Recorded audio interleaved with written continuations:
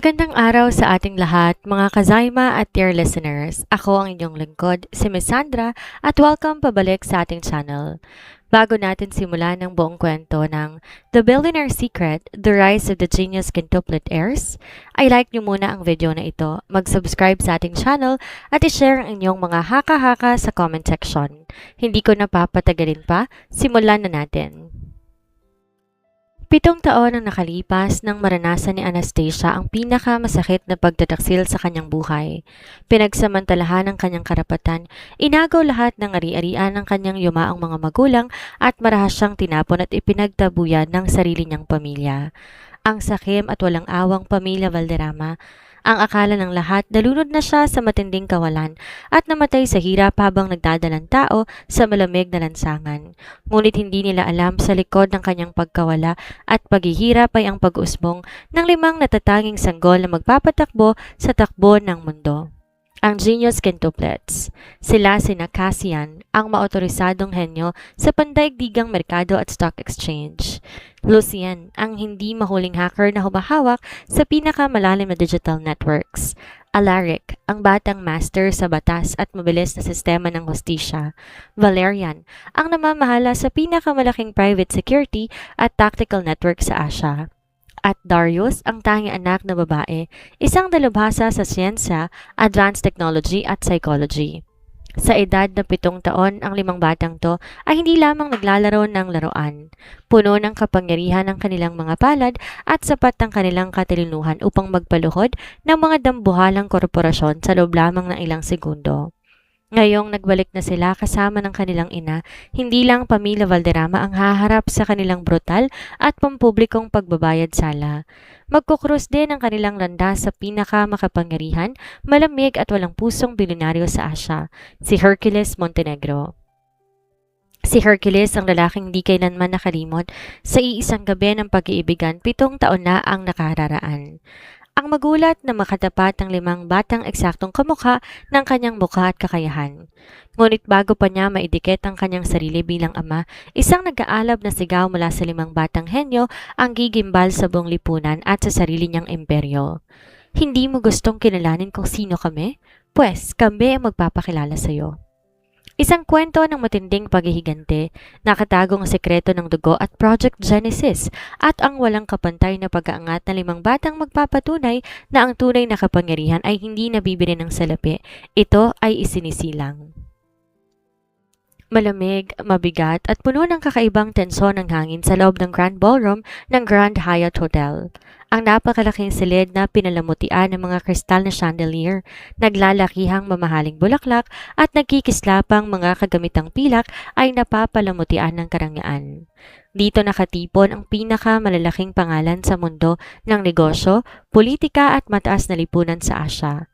Ito ang taunang International Business Summit, isang gabi ng pakikipagsapalaran sa kapangyarihan, milyon-milyong kontrata at palitan ng pampulitikang impluwensya. Sa gitna na napakalaking silid, nakatayo ang lalaking kinatatakutan at ginagalang ng lahat, si Hercules Montenegro. Nakasuot siya ng isang perfectly tailored charcoal black tuxedo na gumuhit sa kanyang matangkad, makisig at imposing na pangangatawan. Hawak ng kanyang mahabang daliri ang isang crystal glass na may lulang lumang Macallan whiskey. Ang kanyang panga nakakulong sa isang matigas na linya at ang kanyang mga matang kulay abo ay tila 2 talam ng espada na mabilis sumusuri sa bawat taong lalakad sa kanyang paligid. Wala ni isa man sa mga bisita ang may lakas ng loob na lumapit sa kanya ng walang sapat na dahilan. Merong aura sa paligid ni Hercules, isang malamig, walang pakialam at mapanganib na kapangyarihan na nagpapaalala sa lahat na siya ang tunay na hari ng Montenegro Group, ang pinakamayamang conglomerate sa buong kontinente. Sa kabilang bahagi naman ng hall, abala ang pamilya Valderrama sa pagpapasikat at pagpapakalat ng kanilang kayabangan. Si Doña Amanda Valderrama, ang tiyahin na Anastasia na may makinang nakwintas na diamante sa kanyang leeg ay nakangiti ng napakalapad habang pinagmamalaki ang kanilang kumpanya sa mga banyagang mamumuhunan. Sa tabi niya ay ang kanyang anak na si Cynthia na nakasuot ng napakahalagang gown, ngunit hindi matakpan ang kanyang kawalan ng tunay na klase. Napakahusay talaga ng pamamalakad ninyo sa Valderrama Enterprises, Doña Amanda, papuri na isang kilalang bangkero.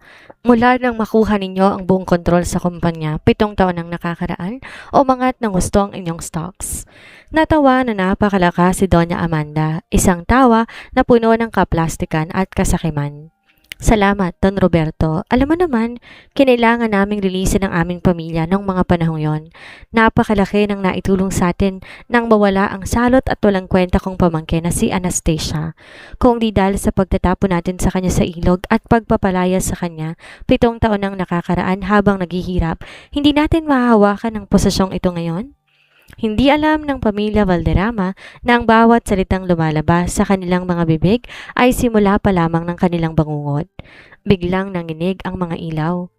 Sa isang pikit mata, ang napakaliwanag na Grand Ballroom tuluyang nabalot ng kadiliman. Napasinghap ang daan-daang mga bisita. Narinig ang mahihinang titig ng mga kababaihan at ang kaguluhan sa gitna ng mga security detail.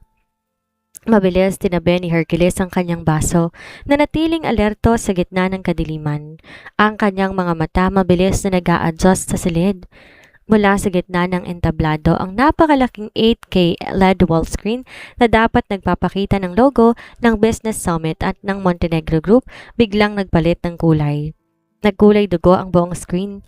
Isang napakalakas at nakakakilabot na alarm tone ang umalingaw-ngaw sa buong integrated sound system ng hotel. Sa gitna ng screen lumabas sa isang digital timer na nagbibilang pabalik galing sa 5 segundo. Ang bawat patak ng segundo ay kasabay ng matinding tibok ng dibdib ng bawat taong nakatayo doon. 5, 4, 3, 2, 1. Flash! Bubukas sa mga spotlight sa paligid, ngunit hindi sa entablado na nakatutok ang liwanag, kundi sa mismong napakalaking double doors ng Grand Ballroom. Mabangis na bumukas sa mga pinto. Mula sa labas, marahang naglakad papasok ang isang babae. Nakasuot siya ng isang mamahaling floor-length crimson red gown na may mataas na slit na nagpapakita ng kanyang makinis at mahabang binti. Ang kanyang mahabang itim na buhok ay nakalugay sa magkabila niyang balikat sa malalaking wave at ang kanyang labi nagkapahid ng kulay dugong lipstick. Ang kanyang bawat hakbang sa itim na carpet may kasamang matinding otoridad, kagandahan at bagsik. Siya si Anastasia. Napatigil ang lahat. Napanganga ang mga negosyante. Ang dating mahirap, mahinhin at inaaping dalaga, 7 taon nang nakakaraan ay wala na. Ang nakatayo sa kanilang harap ngayon ay isang reyna na handang sumira ng mga imperyo. Hindi maaari? Nanginginig na bulong ni Doña Amanda habang bumabagsak ang hawak nitong champagne glass sa sahig. Buhay ka? Paano ka nabuhay? Napatingin si Hercules sa babae. Sa kauna-unahang pagkakataon sa loob ng 7 taon, ang malamig at walang emosyong puso ng bilyonaryo ay nagwala sa kanyang dibdib. Ang mga matang yon, ang hugis ng mukhang iyon, siya ang babae sa kanyang mga panaginip. Ang babaeng nagligtas sa kanya 7 taon nang nakakaraan sa gabi kung kailan siya nilason. Ang babaeng nakasama niya sa isang gabi nang walang kapantay na pag-iibigan. At ang babaeng biglang nawala na parang bula kinabukasan. Kinuha ni Anastasia ang isang wireless microphone mula sa kanyang hawak at tumingin ng diretso sa pamilya Valderrama. Magandang gabi sa inyong lahat. Malamig at malinaw na wika ni Anastasia na umalingaw-ngaw sa bawat sulok ng silid. Magandang gabi sa pamilya Valderrama, na nag-isip na nabaon na ako sa limot. Dumating ako ngayong gabi hindi para makiusap, kundi upang kunin lahat ng bagay na ninakaw ninyo sa akin, kasamang inyong mga buhay. Wala kang karapatan dito, galit na sigaw ni Cynthia Valderrama habang nakaturo ang kamay.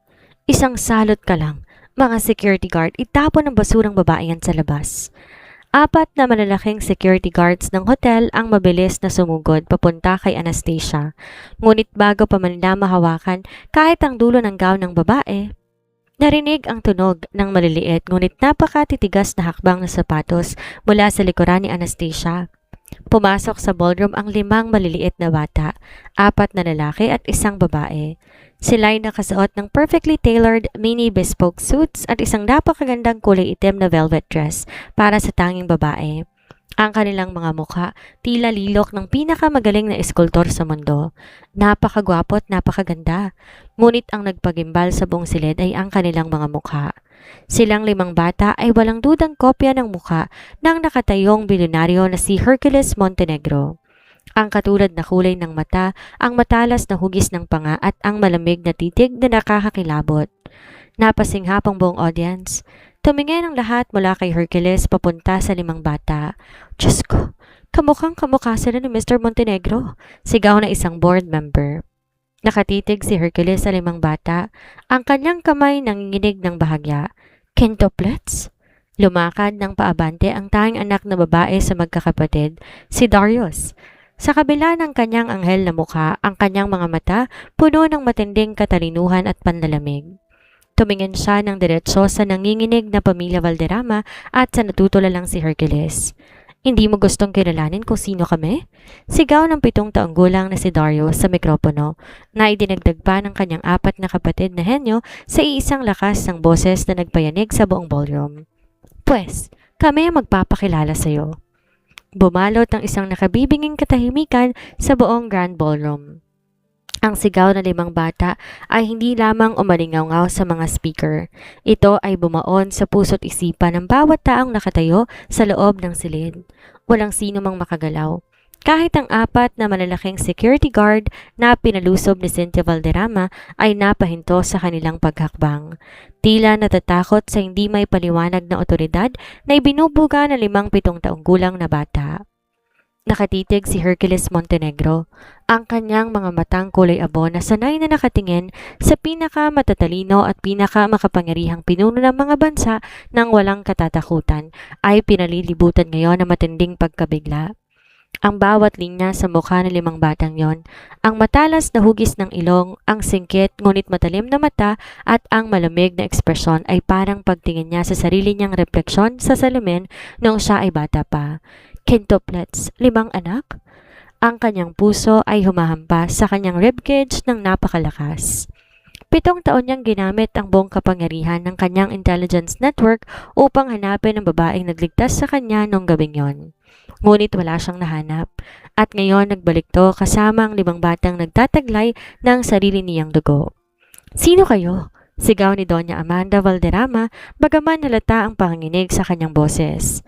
Inayos niyang kwintas, pilit na tinayo ang kanyang sarili mula sa pagkakatumba. Mga bastardo! Isang basurang tulad ni Anastasia, nagdila ng 5 anak ng kusin-sinong lalaki para manggulo sa summit na to? Mga guards, ilabas niyo ang mga hampas lupang yan. Isang malamig at mamahaling ngiti ang gumuhit sa mga labi ng panganay sa magkakapatid, si Cassian. Sumulong si Cassian na may dahan-dahang hakbang. Sa kanyang kaliwang kamay may hawak siyang isang na pro-manipis na custom titanium tablet. Nakasuot ng kulay navy blue tailored suit at may maliit na brooch ng isang gintong agila sa kanyang dibdib. Pamilya Valderrama, panimula ni Cassian. Ang kanyang boses ay kalmado, malalim para sa isang 7 taong gulang at puno ng walang kupas na tiwala sa sarili. Bago mo subukang tawagin ang iyong mga guard, bakit di mo muna suriin ang iyong telepono? Napakunot ang noo ni Amanda. Anong pinagsasasabi mong bata ka? Tingnan mo. Maikling utos ni Cassian sabay swipe sa kanyang tablet. Sa mismong sandaling yon ang mga telepono ng lahat ng board members at mamumuhunan ng Valderrama Enterprises na nasa silid ay sabay-sabay tumunog. Naglabasan ang napakaraming red alert notifications mula sa Bloomberg, Reuters at Wall Street Journal. Nanginig ang mga kamay ni Amanda habang kinukuha ang kanyang telepono. Pagkakita niya sa screen, tuluyan nang nawala ng kulay ang kanyang mukha. Ayon sa talaan, nung eksaktong 8 p.m. ngayong gabi, malamig na nagpatuloy si Cassian habang binababa ang kanyang tablet. Ang main stocks ng Valderrama Enterprises sa New York Stock Exchange at Philippine Stock Exchange ay dumanas na matinding short-selling attack. Mula sa $120 per share, bumagsak ito sa $0.05 per share sa loob lamang ng 3 minuto. At noong 8:05 p.m., ang 75% ng iyong kabuoang ari-arian at utang ay binili ng isang offshore holding firm, ang Quintus Global. Ano? Napasigaw ang isang matandang investor ng mga Valderrama. Bagsak na ang Valderrama Enterprises? Delisted na sa stock exchange? Hindi maaari yan. Histeryang sigaw ni Cynthia. Sino nagmamay-ari ng Quintus Global na yan? Tumingin si Cassian sa kanila ng may pagmamayabang na dahan-dahang idinidikit ang dalawang kamay sa kanyang likuran. Ako! Ako ang nag-iisang chairman at founder ng Quintus Global, isang financial prodigy na nagpapatakbo ng bilyon-bilyong dolyar habang kayong mga Valderrama abala sa pag-aaksaya ng salapi na walang kwentang palamuti. Nagkaroon ng matinding sigawan sa buong ballroom.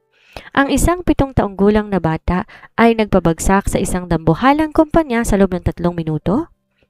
Bago pa makabawi sa shock ang pamilya Valderrama, sumulong ang pangalawang anak, si Lucian.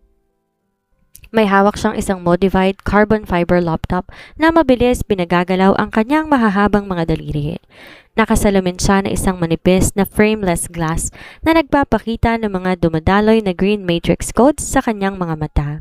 At Doña Amanda, pumasok ang boses ni Lucian na may halong pang-aasar. Huwag mong susubukang gamitin ang iyong mga natitirang pribadong account sa Switzerland, Cayman Islands at Liechtenstein para magpalipat ng pera. Pinalit ni Lucian ang lalabas na larawan sa malaking LED screen sa entablado. Lumabas doon ang libo-libong mga bank transactions, personal chat logs at mga itinatagong offshore accounts ng pamilya Valderrama na ngayon ay may nakamarkang malalaking pulang tatak. Frozen, access denied. Ako si Elle, nakangising pahayag ni Lucian habang tinataas ang kanyang chin. Ang hacker na naglagay ng absolute lock sa buong banking network ng pamilya ninyo. Mula sa sekundang to, wala ka ng kahit isang sentimo. Maski pambayad sa suot mong gown ngayong gabi, wala ka na. Diyos ko! Napatras si Amanda at napahawak sa kanyang dibdib habang nahihirapang huminga. Hindi pa doon nagtatapos ang bangungot. Humakbang ikatlong anak, si Alaric. Akay-akay niya isang mamahaling leather briefcase. Meron siyang aura ng isang mature at walang awang abogado. Binuksan niya ang briefcase at naglabas ng 5 set ng makakapal na legal documents na may opisyal na tatak ng Supreme Court at Department of Justice. At para naman sa iyong kalayaan, malamig na wika ni Alaric habang isa-isang tinatapon ang mga kopya sa sahig sa tapat ni na Amanda at Cynthia. Ito ang mga arrest warrants na inilabas ng Sandigang Bayan at Supreme Court 10 minutong nakakalipas, falsification of public documents, illegal seizure of property, kasong murder attempt laban sa aming ina nung 7 taon ng nakakaraan at syndicated embezzlement. Ako mismo ang sumulat at nagpresenta ng legal brief sa mga Chief Justices kahapon. Ikaw? Gulat na tanong ni Amanda. Ako si Alaric, sagot ng bata. Ang pinakabatang Juris Doctor at Criminology expert sa Asia. Ang kulungan ang magiging bagong tahanan ninyo simula ngayong gabi. Mga security, barilin ninyo ang mga batang ito. Pumatay kayo kung kinakailangan. Tuluyan nang nabaliw si Cynthia sa takot at galit habang sumisigaw sa mga guards ng hotel. Ngunit bago pa man makagalaw ang sinuman, humakbang na ang ika-4 na anak na si Valerian. Naglabas si Valerian ng isang maliit na silver tactical transmitter mula sa kanyang bulsa at pinindot ito ng 2 beses. Boom! Mabilis na bumukas lahat ng emergency doors ng Grand Ballroom. Pumasok ang higit 50 armadong lalaki na nakasuot ng buong tactical gear, night vision helmets at may mga tatak ng V-security systems. Ang pinakamalaki at pinakamapanganib na private military security at contractor sa buong kontinente. Sa loob ng 5 segundo, pinalibutan at inarmas ni Mano ang mga tauhan ni Valerian ng lahat ng hotel guards na pinaluhod nila sa sahig. Walang gagalaw. Malamig na utos ni Valerian habang tinititigan ng pamilya Valderrama.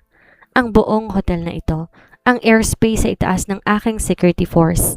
Walang makakalabas ng walang pahintulot ng aming ina. Nanghina ang mga tuhod ni Doña Amanda at tuluyan na siyang napaluhod sa malamig na sahig habang umiiyak sa matinding takot at kawalan ng pag-asa. Sa loob lamang ng ilang minuto, ang pamilya Valderrama ay pinagmamalaki ang kanilang kapangyarihan ay tuluyan ng winasak at ipinahiya sa harap ng buong daigdig. At sa gitna ng lahat ng ito, humahakbang ang tanging anak na babae at ang pinakabata, si Darius. Dahan-dahan siyang naglakad lampas sa nakaluhod na pamilya Valderrama. Hindi niya tiningnan ang mga to, sa halip, dinala niya ang kanyang mga hakbang papunta sa kinaroroonan ng lalaki na kanina pa nakatitig sa kanila ng may matinding pagkabigla, si Hercules Montenegro. Tumigil si Dario sa tapat ni Hercules. Itinaas na maliit na batang babae ang kanyang ulo at sa kabila ng kanyang napakagandang mukha, ang kanyang mga mata ay naglalabas ng isang matalas at walang awang liwanag sa isang henyo sa agham at psikolohiya. At ikaw, Mr. Hercules Montenegro? Malamig na wika ni Darius. Ang kanyang boses ay umalingaw-ngaw sa gitna ng natutulalang audience. Ang tinaguriang hari ng negosyo sa Asia. Huwag mong isipin na dahil wala ka sa listahan ng pamilya Valderrama ay ligtas ka na sa amin. Mabilis na gumapang ang matinding tensyon sa buong Grand Ballroom. Ang ingay ng mga naguguluhang negosyante, ang mahihinang higpi ni Doña Amanda na nakaluhod pa rin sa sahig at ang presensya ng 50 armadong tactical guards ni Valerian ay tila naglaho na sa hangin. Ang buong mundo nakatutok sa tanging espasyo sa pagitan ng 7 taong gulang na si Darius at ang pinakamakapangyarihang bilyonaryo sa Asia, si Hercules Montenegro. Nakatayo si Hercules ng matuwid. Ang kanyang malapad na dibdib ay dahan-dahan nagtataas baba habang nakatitig sa maliit na batang babae sa kanyang tapat. Sa kauna-unahang pagkakataon sa kanyang buhay, naramdaman ng lalaking kinatatakutan ng buong mundo ng negosyo ang panlalamig ng kanyang sariling mga kamay. Hindi dahil sa takot, kundi dahil sa matinding pagkamangha. Galit sa sarili at hindi maikakailang ugnayan ng dugo. Darius, mahinang bulong ni Hercules. Ang boses nito na sanay magpalabas ng mga utos na nagpapatakbo ng bilyon-bilyong dolyar ay bahagyang nanginginig. Tinitigan niya ang bata, ang hugis ng mga mata ni Darius, ang matataas na gilid ng panga at ang nakatagong bagsik ng kanyang titig. Wala nang kailangan pang ipasuri sa laboratorio. Ang 5 batang ito ay kanyang tunay na mga anak. Ang dugo ng mga Montenegro ay malinaw na dumadaloy sa kanilang mga ugat. Ngunit bago pa man makahakbang ng paabante si Hercules upang lumapit sa bata, dahan-dahan ang lumakad si Anastasia mula sa likuran. Ang bawat patak ng kanyang pulang gown sa sahig ay meron na ngang kasamang matinding otoridad. Huminto siya sa tabi ng kanyang 5 anak. Ang kanyang kamay marahang sumandal sa balikat ni Darius. Ang kanyang mga matang kulay kape ay matapang, walang takot na nakatitig sa mga mata ng bilyonaryo. Matagal na panahon na rin, Hercules, malamig at formal, walang bakas ng kahit anong lambing na wika ni Anastasia. Naparunok si Hercules. Ang babaeng nasa harap niya ngayon napakalayo sa mahinhin, mahirap at takot na Anastasia na iniligtas niya nung gabing iyon. 7 taon na ang nakararaan. Ang nakatayo sa harap niya ay isang reyna, isang inang pinalaki ang 5 henyong bata sa gitna ng matinding paghihirap at dilim. Anastasia, humakbang si Hercules ng isa. Mabilis gumalaw ang 2 armadong guards ni Valerian upang pigilin siya, ngunit tinaas ni Hercules ang kanyang kamay upang ihinto ang kanyang sarili. Ang kanyang buong atensyon na sa babae lamang. 7 taon. 7 taon kitang hinanap sa buong mundo. Bakit hindi mo pinahintulutang mahanap ka? Bakit mo tinago sa akin ang mga batang to? Isang mapait at nakamamatay ng ngiti ang gumuhit sa mga labi ni Anastasia. Hinanap? Hercules, nung gabing tinapon ako ng pamilya Valderrama sa ilog habang naghihirap at nanginginig sa lamig, ang pangalan mo ang tanging tinatawag ko. Ngunit nang magising ako mula sa gitna ng matinding lagnat at paghihirap, ang unang balita na nakita ko sa telebisyon ay ang matagumpay na pakikipag-alyansa ng Montenegro Group sa pamilya Valderrama. Akala ko ba kasama ka sa mga gustong pumatay sa amin ng mga anak ko? Kumunot ang gusto ng noo ni Hercules. Nagdilim ang kanyang mukha. Ano? Wala akong alam sa ginawa nila sa'yo. Niloko ko ng pamilya Valderrama at ang sabi nila sa akin, umalis ka patungo ibang bansa kasamang ibang lalaki, kapalit ng pera. Binigay ko sa kanilang pondo dahil akala ko yon ang gusto mo, ang lumayo sa akin. At naniwala ka naman. Pumasok ang malamig na boses ng panganay na si Cassian. Humarang si Cassian sa gitna ni na Anastasia at Hercules. Tinaas ng bata ang kanyang chin. Ang kanyang mga mata naglalabas na matinding galit at paghahamon. Ang dakilang Hercules Montenegro, ang hari ng negosyo ay madaling mapaniwala sa isang mababang klaseng kasinungalingan. Dambuhalang pangaasar ang nandoon sa boses ni Cassian. Wala kang pwesto para magtanong kung bakit kami tinago sa iyo, Mr. Montenegro. 7 taon mong pinabayaan ang aming ina. Pinalaki niya kami na mag-isa sa gitna ng matinding panganib. Para sa amin, wala kaming kailangan na ama. Wala kang halaga sa buhay namin. Napasinghap ang daan-daang bisita sa ballroom. Walang sino man sa buong Asya ang may lakas ng loob magsalita ng ganon kay Hercules Montenegro nang di binabaon sa lupa ang buong angkan. Bahagyang napangiti si Hercules, isang ngiting may halong pait, ngunit puno ng matinding pagmamagaling at interes. Ang batang to at ang paraan ng kanyang pagtatanggol at ang tigas ng kanyang ulo purong-purong Montenegro. Bata pa kayo para magsalita ng ganyan, young man? Seryosong wika ni Hercules habang naglalakad patungo sa gitna ng ballroom. Tumingin siya sa paligid, sa mga bisita, sa nakaluhod na pamilya Valderrama at sa mga armadong guards. Nawa ay maunawaan ninyo kung kanino kayo nakikipag-usap. Napabagsak niyo ang pamilya Valderrama sa loob ng ilang minuto dahil sila'y mga bobo at sakim.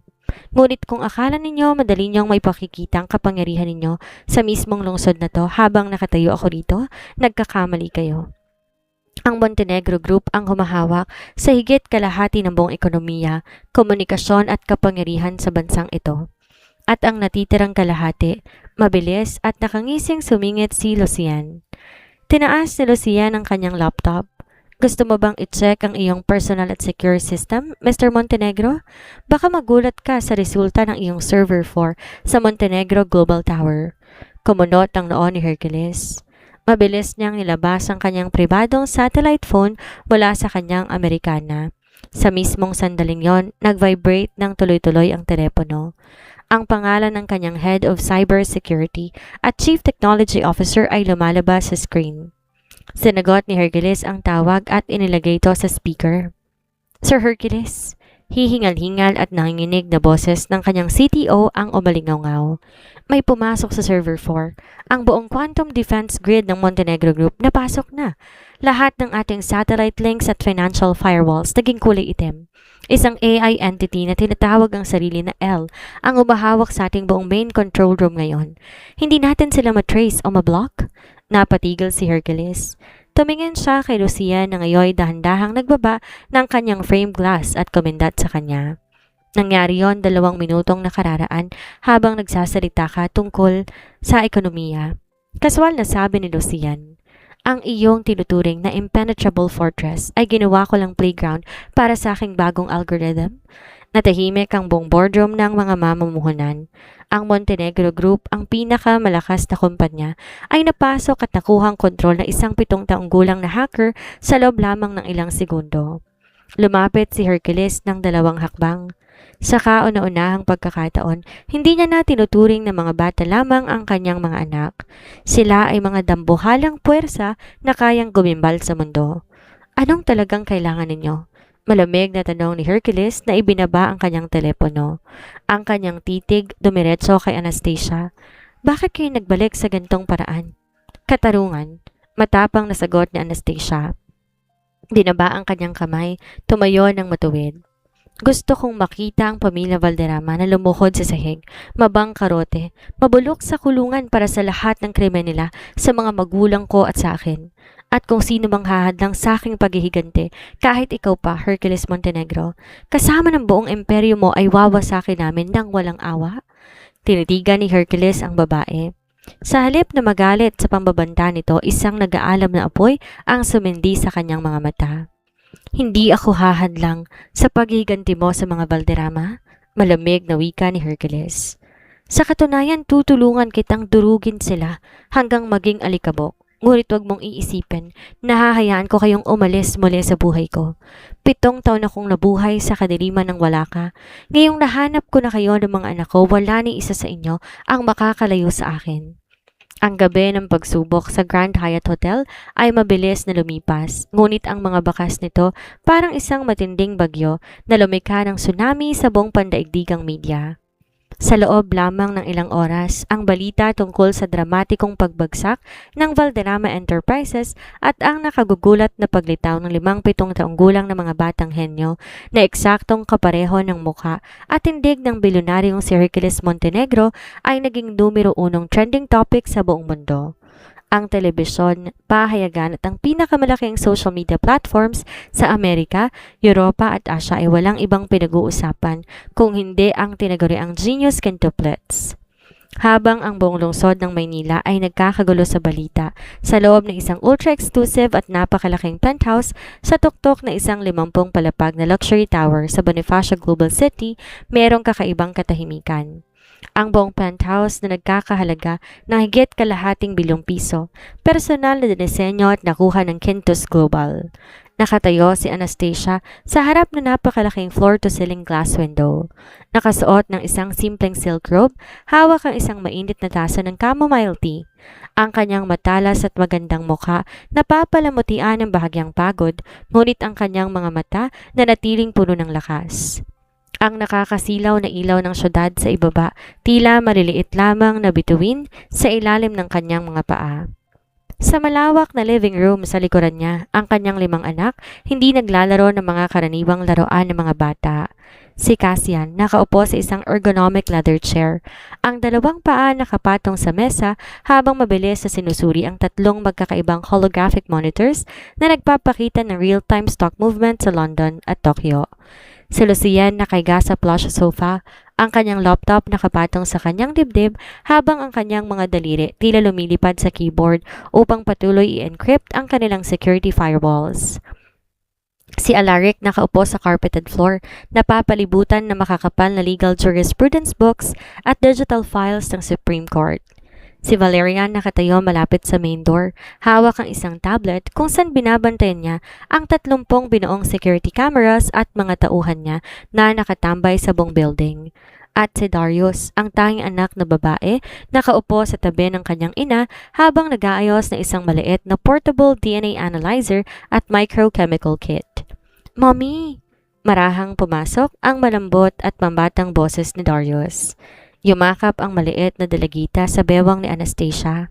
"Hindi ka pa natutulog? Iniisip mo pa rin ba ang lalaking yon?" Napatingin si Anastasia sa kanyang anak. Hinaplos niya ang malambot at itim na buhok ni Darius. "Iniisip ko lang kung tama ba ang ginawa nating paglabas ng gantong kadahilanan, baby. Si Hercules Montenegro, hindi siya tulad ng pamilya Valderrama.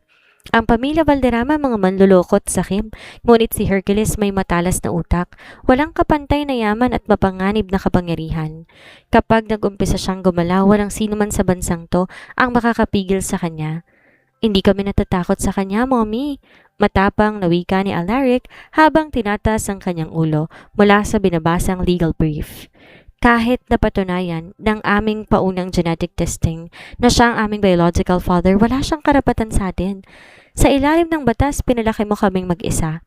Kung susubukan niyang gamitin ang kanyang kapangyarihan upang agawin kami sa iyo, gagamitin ko ang buong international custody law para ibaon siya sa demanda."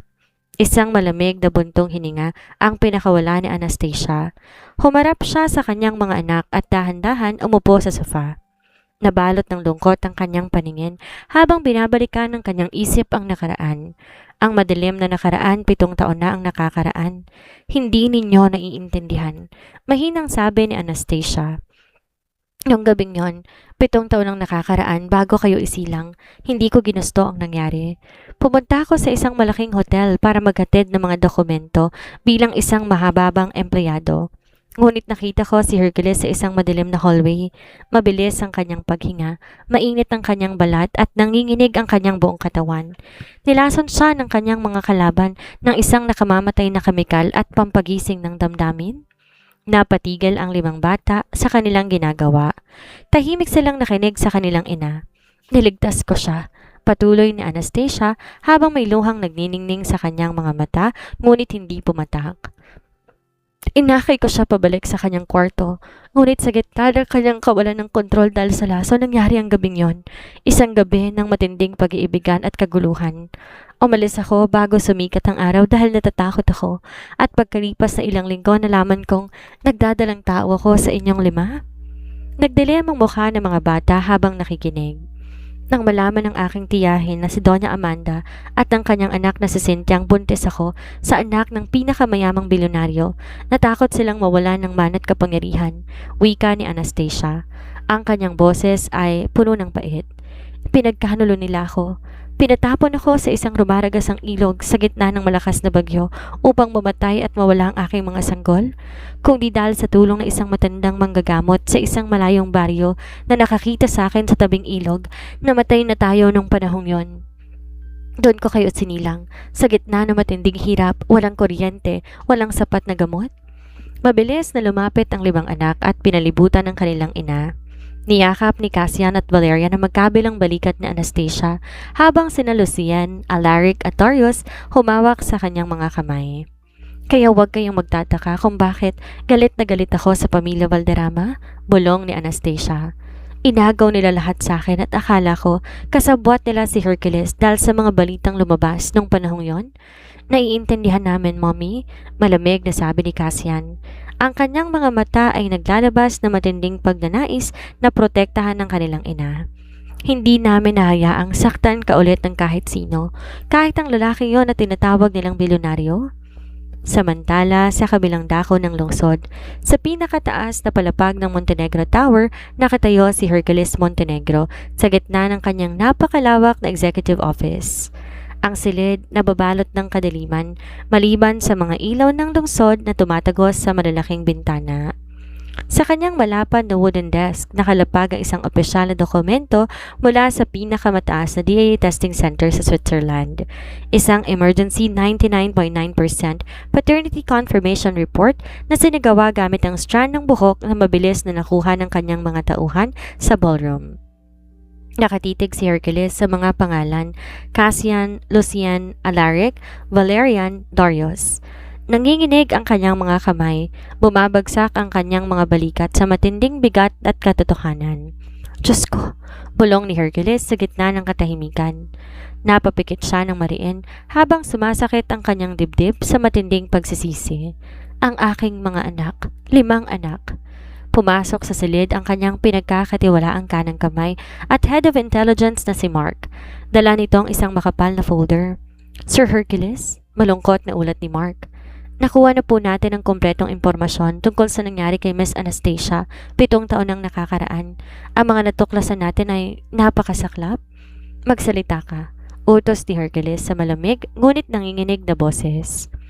Tama pong sinabi ni Miss Anastasia, wika ni Mark habang binibigay ang mga lumang police reports at medical records mula sa provincial hospital. Noong gabing yon, matapos kayong malaso, nalaman ng pamilya Valderrama na nagdadalang tao siya sa inyong anak. Dahil sa takot na makuha ni Miss Anastasia ang inheritance ng mga Valderrama at Montenegro, kumuha ng mga hired killer si Doña Amanda. Binugbog nila si Miss Anastasia, tinali, tinapon sa ilog sa gitna ng bagyo nung siya'y 3 buwang buntis pa lamang. Sa matinding galit at pagkabigla, pinalo ni Hercules ang kanyang nakatagong kamao sa mesa na napakalakas na nagdulot ng pagkabasag ng makapal na salamin nito. Nagdugo ang mga kasukasuan, ngunit hindi niya to naramdaman. Ang galit sa puso niya ay mas matindi kaysa kahit anong pisikal na sakit. Pinatapon nila ang buntis kong asawa at mga anak sa ilog, sigaw ni Hercules.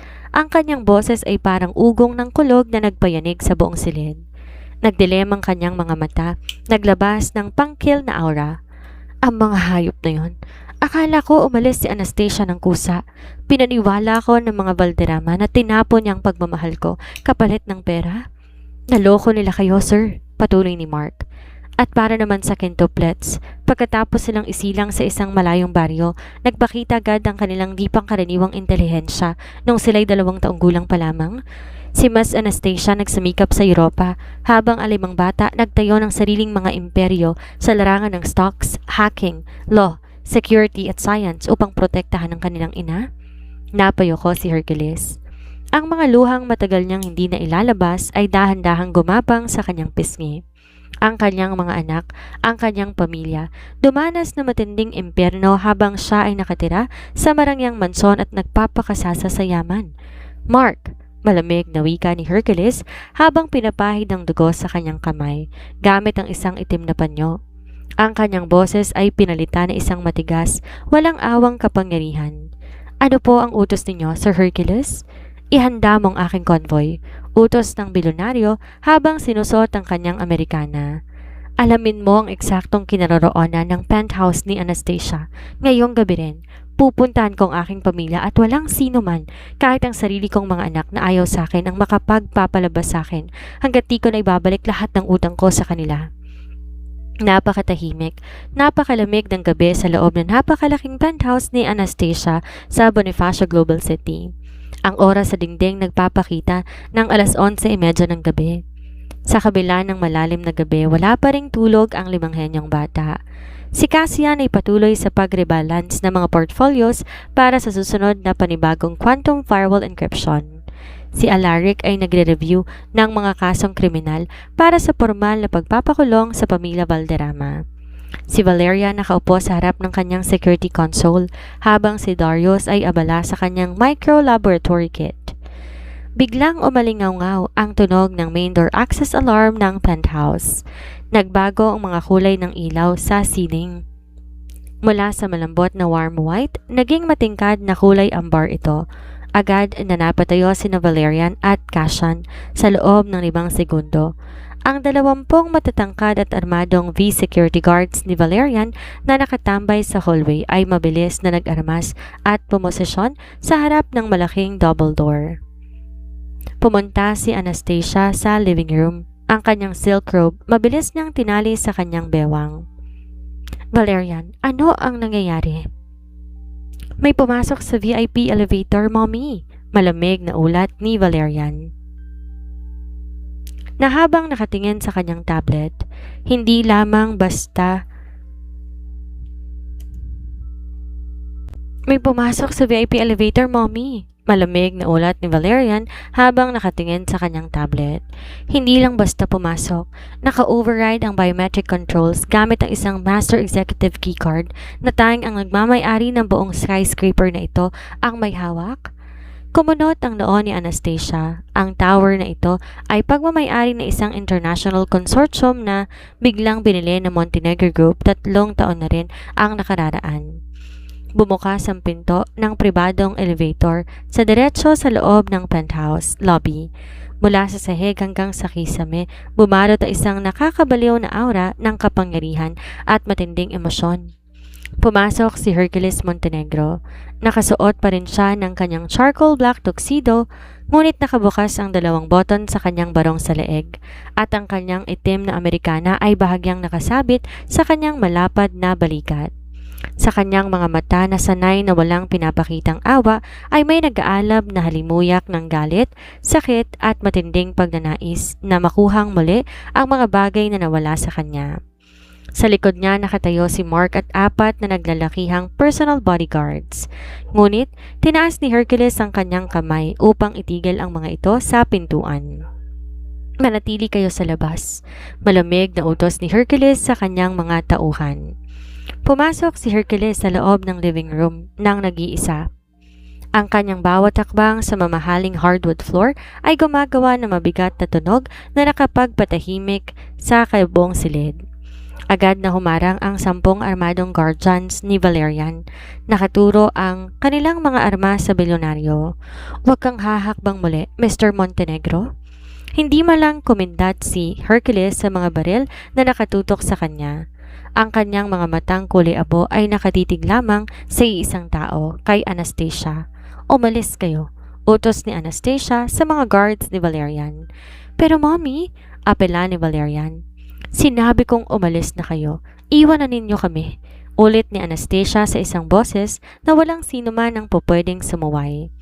Dahan-dahan ibinaba ng mga guards ang kanilang mga armas at nag-withdraw sa gilid ng silid.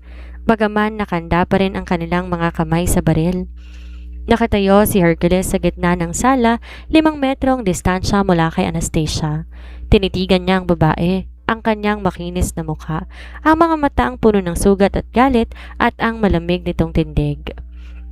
Anong ginagawa mo rito sa gitna ng gabi, Hercules? Malamig na tanong ni Anastasia. Wala kang karapatan na pumasok sa pribadong tahanan ko. Pribadong tahanan? Mabait nang ngumiti si Hercules. Anastasia, ang buong skyscraper na ito ay nakapangalan sa akin. Ngunit hindi ako naparito para ipaalalang yaman ko. Naparito ako dahil may utang ako sa inyong paliwanag at may utang ako sa mga anak ko. Lumapit si Hercules ng 2 hakbang. Mabilis na napaatras si Anastasia, ngunit hindi nagbago ang matinding titig ng bilyonaryo. Bakit, Hercules? Galit na wika ni Anastasia. Ang kanyang boses ay nanginginig sa matinding emosyon. Para saan pa? 7 taon, Hercules. 7 taon akong nabuhay sa impyerno. 7 taon kong inisip na ang lalaking na iligtas ko ngayong gabi ay ang parehong lalaking nagpaubaya sa pamilya Valderrama na itapon ako sa ilog para mamatay. Inisip ko na ang ama ng mga anak ko ay isang walang pusong halimaw na walang pakialam sa akin. Bumagsak ang matinding sakit sa mukha ni Hercules. Sa kauna-unahang pagkakataon sa harap ng ibang tao, lumuhod ang dakilang bilyonaryo, hindi dahil sa panghihina, kundi dahil sa matinding pagpapakumbaba at pagsisisi. Binaba ni Hercules ang kanyang isang tuhod sa sahig sa harap ni Anastasia. Napatigil si Anastasia. Nanlaki ang mga mata ng 5 bata sa likuran. Ang pinakamayamang tao sa Asia, ang lalaking hindi kailanman yumuko sa kahit sinong pangulo o hari sa buong mundo, ay nakaluhod sa harap ng kanilang ina. Yon ang pinakamalaking kasalanan ng buhay ko, Anastasia. Paos at nanginginig na sabi ni Hercules habang nakatitig sa itaas, sa mga mata ng babae. Naloloko ko ng pamilya Valderrama. Pinaniwala nila ako na iniwan mo ko dahil sa pera. Wala akong alam. Wala akong alam na tinapon ka nila sa ilog habang nagdadalang tao ka sa 5 sanggol natin. Kung nalaman ko lang ng panahong yon, ako mismo ang papatay sa buong angka ng Valderrama gamit ang sarili kong mga kamay. Tumingin si Hercules sa 5 bata na ngayon nakatayo sa likuran ni Anastasia. Ang kanyang mga mata na puno ng luhang nagpapakita ng matinding pangungulila. 7 taon kong pinagluksaan ang pagkawala mo, patuloy ni Hercules.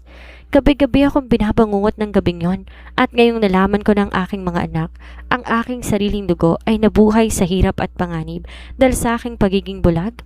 Handa akong ibigay ang buong imperyo ko, ang buhay ko, lahat ng meron ako para lang maituwid ang pagkakamaling yon. Tumingin ang 5 henyong bata sa nakaluhod nilang biological father.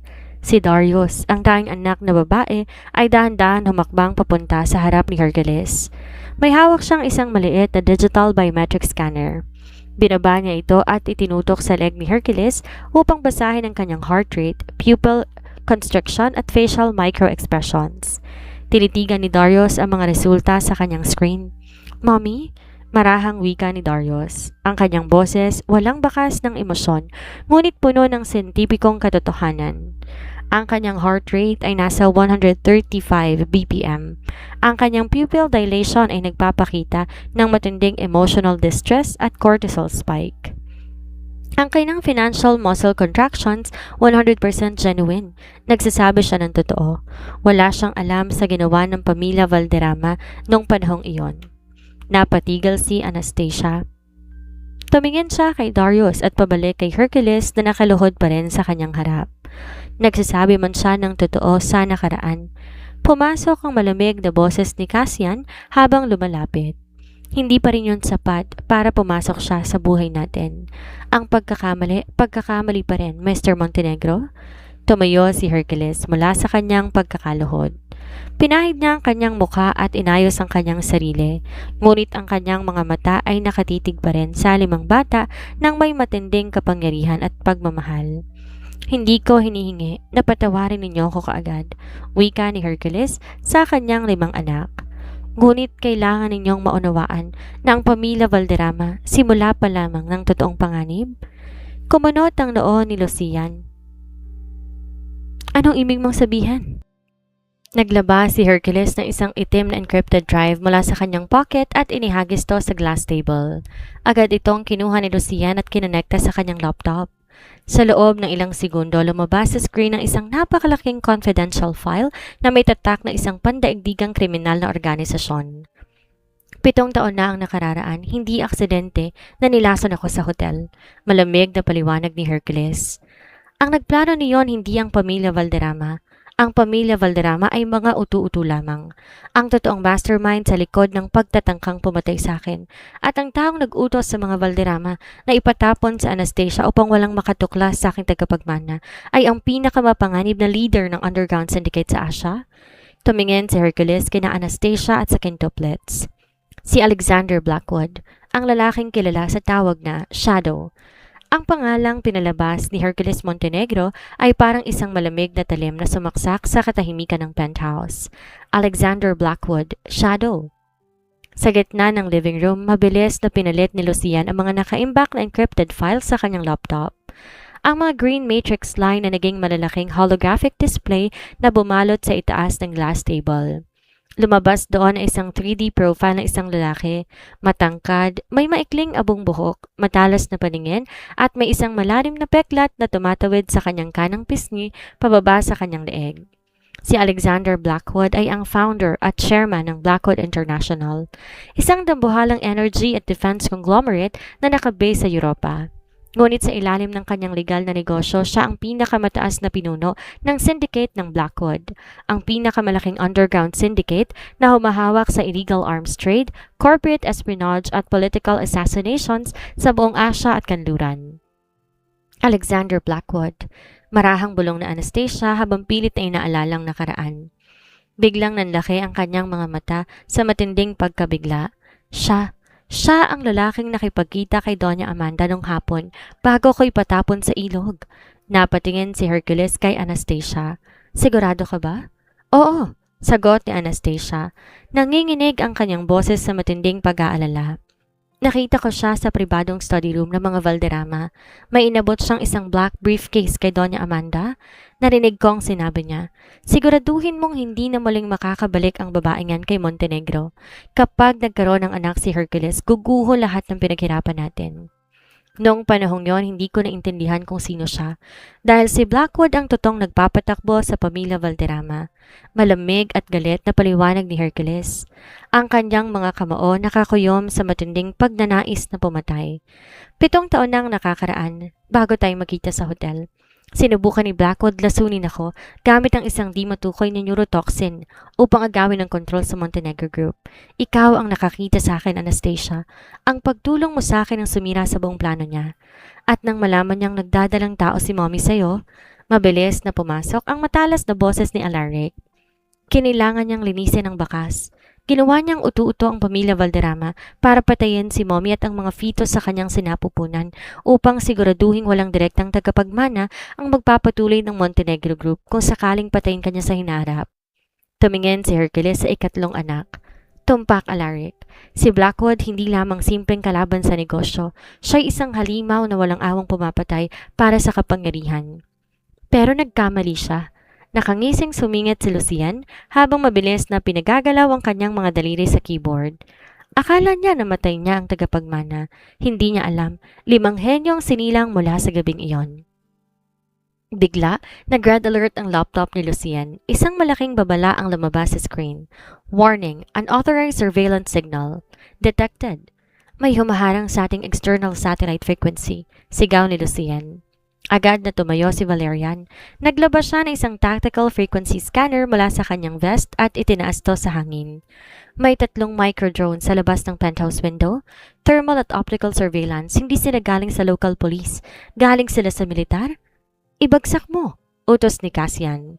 Hindi na siya nagdalawang salita si Valerian. Pinindot niya ang isang red button sa kanyang tactical wristband. Isang EMP or electromagnetic pulse wave mula sa pader ng penthouse ang mabilis na kumalat sa labas ng bintana. Mula sa dilim ng gabi sa labas ng bintana, 3 maliliit na stealth drones ang sumabog sa hangin at bumagsak pababa sa 50 palapag ng gusali. Tumingin si Hercules sa mga bata, ang kanyang puso na puno ng matinding pagmamagaling, ngunit kasabay nito ang matinding pag-aalala. Ang kanyang 5 anak ay may kakaibang kakayahan, ngunit si Blackwood walang sinusunod na batas. Nahanap na kayo ni Blackwood? Seryosong sabi ni Hercules. Ang paglitaw ninyo sa Grand Hyatt Hotel kagabi at ang pagpapakita ninyo bilang aking mga anak, nagbigay hudyat sa kanya na nagbalik ang pamilya ko. Ngayong alam niyang buong tagapagmana ng Montenegro Group, gagawin niyang lahat para lipulin kayo sa loob ng lungsod na to. Humarap si Hercules kay Anastasia. Ang kanyang mga mata ay puno ng matinding pakiusap. Anastasia, pakiusap. Isang tabi muna natin ang galit natin sa isa't isa. Ang penthouse na to, gaano man kagaling ang security ni Valerian, hindi kayang humawak ng isang full-scale military assault mula sa isang underground syndicate. Kailangan ninyong lumipat sa aking main estate sa Forbes Park. Sa mansyon mo? Malamig na tanong ni Anastasia. Ang mansyon ko may underground bunker, military-grade anti-air missile defense at higit 200 elite security force. Sagot ni Hercules. Mas ligtas kayo doon. Gagawin ko ang lahat. Ibubuwis kong buhay ko para siguraduhin na walang makakasakit sa inyo kahit isang dulo ng buhok. Nagtitinginan ang 5 bata. Nagkaroon sila ng mabilis na palitan ng tingin. Isang kakaibang silent communication gamit ang eye signals at micro gestures na silang 5 magkakapatid lamang ang nakakaunawa mula pa ng bata sila. Humakbang si Cassian, ang pinaka-panganay upang magsalita para sa magkakapatid. Tatanggapin namin ang alok mo na lumipat sa mansyon mo, Mr. Montenegro, malamig na wika ni Cassian. Ngunit huwag mong isipin na ginagawa namin to dahil natatakot kami kay Blackwood o dahil tinatanggap ka namin bilang ama. Anong ibig mong sabihin? Tanong ni Hercules. Pumupunta kami ron para sa seguridad ni Mommy. Matapang na sagot ni Cassian. At habang nakatira kami sa mansyon mo, kami ang kumahawak ng mga utos. Gagamitin namin ang iyong resources para tapusin si Alexander Blackwood at ang kanyang buong syndicate. Kapag natapos na ang digmaang ito, saka natin pagdedesisyonan ang kung nararapat ka bang maging bahagi ng pamilyang to. Napatingin si Hercules sa kanyang panganay na anak. Ang matalas itong pananalita, walang takot na paningin ay nagpatingkad sa damdamin ng bilyonaryo. Isang mabigat ngunit proud ng ngiti ang dahan-dahang lumalabas sa mukha ni Hercules. Deal! Maikling sagot ni Hercules habang iniaalok ang kanyang kamay sa bata. Gawin natin ang digmaang to ng magkakasama. Inabot ni Kasia ng kamay ng kanyang ama. Sa kauna-unahang pagkakataon, nagtagpo ang mga kamay ng 2 henerasyon ng mga Montenegro. Isang kasunduan na magsisimula ng pinakamalaking giyera sa kasaysayan ng mataas na lipunan at underground world. Kinaumagahan bago pa man sumikat ang araw, isang napakahabang convoy ng 30 armored bulletproof SUVs sa tapat na tactical attack helicopters ang pumasok sa loob ng 20 ektaryang Montenegro main estate sa Forbes Park. Ang estate na ito hindi lamang basta isang marangyang tirahan ng pinakamayamang bilyonaryo sa Asia. Ito ay isang tunay na kuta na palilibutan ng 10 metrong taas ng reinforced titanium concrete walls, biometric perimeter sensors at higit sa 200 elite security force na kinabibilangan ng mga dating miyembro ng special forces mula sa iba't ibang bansa. Nang huminto ang mga sasakyan sa tapat na napakalaking Italian-style mansion, dahan-dahang bumukas sa mga pintuan. Unang bumaba si Hercules Montenegro na mabilis na naglakad upang buksan ang pinto ng sasakyan para kay Anastasia at sa quintuplets. Maligayang pagbabalik sa tahanan, marahang wika ni Hercules habang inaalalayan si Anastasia. Nilibot ni Anastasia ang kanyang paningin sa paligid. Ang malawak na hardin na may mga mamahaling fountain. Ang napakalaking mansyon na gawa sa mamahaling marble at daan-daang tauhan ng nakayuko bilang paggalang sa kanila. Lahat ng ito ay simbolo ng kapangyarihan na matagal ng pangarap sa kupe ng pamilya Valderrama. Ngunit para kay Anastasia, ito ay isang lugar lamang kung saan kailangan niyang protektahan ng kanyang mga anak. Gayunpaman ang 5-7 taong gulang na mga bata hindi man lang naakit sa karangyaan ng lugar. Sa halip agad na lumabas ang kanilang pagiging henyo at istriktong katangian sa mismong sandali na pumasok sila sa grand foyer ng mansyon. Ang CCTV network sa main hall ay may 2 blind spot sa hilagang sulok. Malamig na puna ni Valerian habang tinitingnan ng kanyang tactical device. At ang iyong biometric gate scanner ay masyadong mabagal. Kayang pasukin na isang simpleng laser spoofing device sa loob lamang ng 4 na segundo. Papalitan ko ang buong security architecture ng mansong ito bago magtanghali. Nasaan ang main control room at server hub? Direktang tanong ni Lucian. Habang hawak ang kanyang laptop, Ang kasalukuyang fiber optic bandwidth ninyo ay hindi sapat para sa sabay-sabay kong quantum encryption at satellite tracking kay Alexander Blackwood. Kailangan ko ng 3 karagdagang liquid-cooled server racks. Gusto ko ng hiwalay na soundproof study room na may access sa buong legal database ng Ministry of Justice at Interpol. Hirit naman ni Alaric habang binubuksan ang kanyang leather briefcase. At para sa akin, pumasok ang pambatang boses ng tayong anak na babae na si Darius, habang nakaturo ang kanyang maliit na daliri sa silangang wing ng mansyon. Kailangan ko na isang specialized chemical laboratory na may Class 4 containment unit para sa aking mga biological countermeasures. Si Kasia naman ang panganay at dahan-dahang lumapit sa malaking mahogany desk sa gitna ng study room. Tiningnan niya ang napakalaking screen na nagpapakita ng pandaigdigang financial indices ng Montenegro Group. Mr. Montenegro, ang inyong stock movement sa European market ay nagpapakita ng bahagyang pag-usa dahil sa mga aksyon ni Blackwood. Ako nang hahawak ng trading algorithm ng kumpanya mo simula ngayong oras. Napakamot sa kanyang ulo si Hercules habang minamasdan ng kanyang 5 anak na mabilis nag-aagawan sa pamamahala ng kanyang buong estate. Ang kanyang Head of Security, Chief Technology Officer at Head of Household Operations na nakatayo sa likuran niya ay pawang natutulala at hindi makapaniwala sa naririnig mula sa 5-7 taong gulang na bata. Gawin ninyo ang lahat ng gusto nila, utos ni Hercules sa kanyang mga tauhan, habang may malaking ngiti sa kanyang mga labi. Lahat ng suporta, gamit at pondo na kinailangan ng aking mga anak, ibibigay ninyo ng walang alindangan. Opo, Sir Hercules. Mabilis sa sagot ng mga tauhan sa bayuko at mabilis sa tumakbo upang sundin ang utos ng mga bata. Habang abala ang quintuplet sa pagbabago sa buong mansyon patungo sa isang high-tech command center, naglalakad si Anastasia patungo sa malawak na balcony sa ikalawang palapag na nakatitig sa kaakit-akit na hardin. Naramdaman niya ang dahan-dahang paglapit ng mga hakbang mula sa kanyang likuran. Huminto si Hercules sa tabi niya. Dala ang isang tasa ng mainit na kape para sa kanya. Salamat, marahang wika ni Anastasia habang kumukuha ng isang higop. Ako ang dapat magpasalamat, Anastasia, seryosong sabi ni Hercules habang nakatitig sa malayo. 7 taon kong pinaniwalaan na ang buhay ay tungkol lamang sa kapangyarihan, pera at pagpapalaki ng imperyo. Ngunit nang makita ko kayo, na-realize ko kung gaano ko kawalang kwenta nung wala kayo sa tabi ko. Pinalaki mo silang napakatalino, napakatatapang at napakahuhusay. Ako ang may malaking pagkukulang. Tumingin sa Anastasia sa lalaki. Sa liwanag ng muka, nakita niya ang mga linya ng pagod at matinding pananagutan sa mukha ni Hercules. Ang malamig at walang pusong bilyonaryo na kinatatakutan ng buong mundo ay nagpapakita ng kanyang pinakamalambot na bahagi sa harapan niya. Hindi mo kasalanan na niloko tayo ng mga Valderrama at ni Blackwood, Hercules, buntong hininga ni Anastasia. Ngunit paano natin haharapin si Blackwood? Siya ang humahawak sa pinakamalaking underground syndicate sa Asia at hindi siya hihinto hanggat hindi niya tayo nawawasak. Bago pa makasagot si Hercules, biglang bumukas ang pinto ng balcony. Pumasok si Alaric at Cassian na parehong may hawak ng mga tablet na nagliliwanag sa matinding mga kulay. Mr. Montenegro.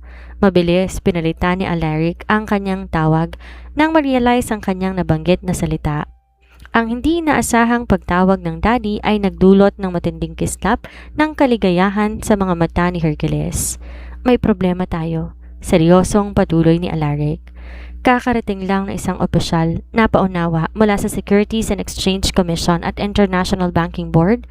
Si Alexander Blackwood ay nagpatawag ng isang emergency board meeting para sa Montenegro Group bukas ng umaga.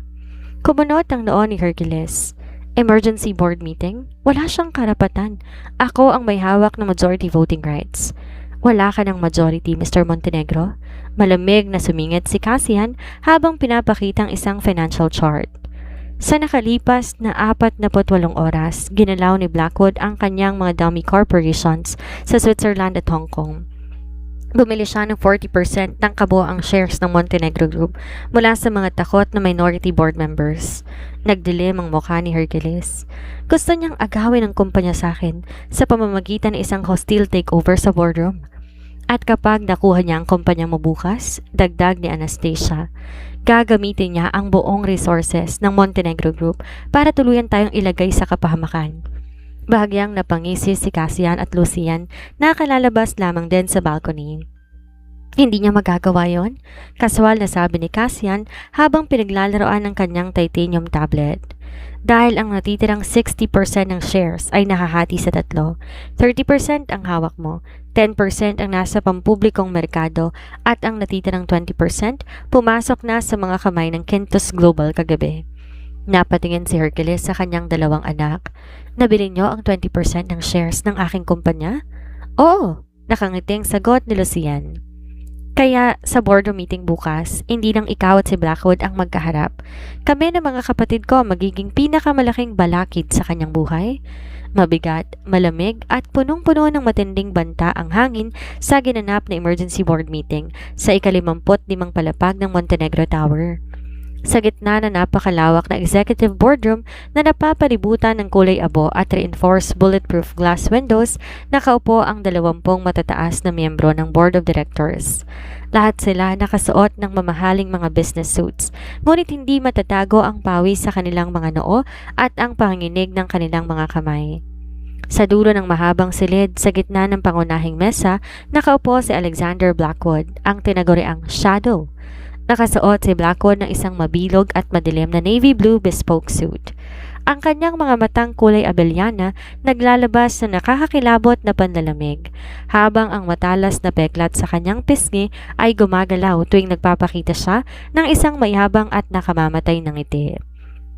Sa likod niya, nakatayo ang 4 na naglalakihang mga banyagang bodyguard na may mga nakatagong armas sa ilalim ng kanilang mga coat. Bumukas ang mga dambuhalang pintuan ng boardroom. Pumasok si Hercules Montenegro, ang kanyang matangkad at imposanteng kaanyuan, nagatid na matinding otoridad sa buong silid. Ngunit sa pagkakataong to, hindi siya nag-iisa. Sa kanyang kanan, naglalakad si Anastasia, nakasuot na isang napaka-eleganteng emerald green corporate suit at may dalang walang katapat na katapangan. At sa kanilang harapan at paligid, nakasabay sa bawat hakbang ang 5 henyong bata, ang quintuplets. Sina Cassian, Lucian, Alaric, Valerian at Darius, pawang nakasuot ng pino at tailored mini business suits. Ang kanilang maliliit na sapatos ay gumagawa ng isang pantay-pantay at nakakatakot na tunog sa marangyang marble floor. Mr. Montenegro, tumawa na napakalakas si Blackwood, isang tawang puno ng pang-aasa na umaalingaw-ngaw sa buong silid. Huli ka na sa sarili mong kumpanya. Sa pamamagitan ng aking 40% voting shares na formal kong naiparehistro 5 minutong nakakalipas at sa suporta ng takot ng mga board members na ito, pinapahayag ko na ako na ang bagong chairman at CEO ng Montenegro Group. Bahagyang napangisi ang ilang korap na board members na nabayaran at nabantaan ni Blackwood. Sigurado ka ba dyan, Blackwood? Malamig na sagot ni Hercules habang dahan-dahang nauupo sa tapat ng dulo ng mesa. Pinatong niya ang kanyang mga kamay sa ibabaw ng talahanayan at tinitigan ang kanyang pinakamatinding kalaban. Masyado kang mabilis magdiwang sa isang larong hindi mo pa lubos na nauunawaan. Nonsense! Galit na sigaw ni Blackwood habang tinuturo ang 5 bata. Anong ginagawa ng mga batang yan sa isang confidential executive meeting? Security, ilabas sa mga basurang yan kasama ng babaeng yan. Bawal ang mga hindi miyembro ng board dito. Mabilis na gumalaw ang 4 na bodyguard ni Blackwood upang lumapit sa quintuplets. Ngunit bago pa sila makalampas sa kalahati ng mesa, mula sa kanyang pocket, naglabas si Valeria ng isang maliit na Silver Master override remote at pinindot ang main key. Mabilis bumaba ang mga heavy steel security shutters sa lahat ng pintuan at bintana ng boardroom. Ang buong communication line ng gusali ay napalitan ng isang encrypted frequency. Kasabay nito ang 10 elite tactical guards ng V-Security na nakatambay sa ceiling access shafts ay mabilis bumaba gamit ang mga ropes at inarmas di mano ang 4 na bodyguards ni Blackwood sa loob lamang ng 3 segundo. Napatayo lahat ng board members sa matinding takot. Ang buong internal security grid at tactical access ng Montenegro Tower nasa ilalim na ng aking absolute command, kasuwal at malamig na sabi ni Valerian habang binubulsa ang kanyang remote. Walang pwedeng pumasok at walang pwedeng lumabas nang walang permiso mula sa akin. Sino kayo? Sigaw ng isang korap na board member habang nanginginig ang boses.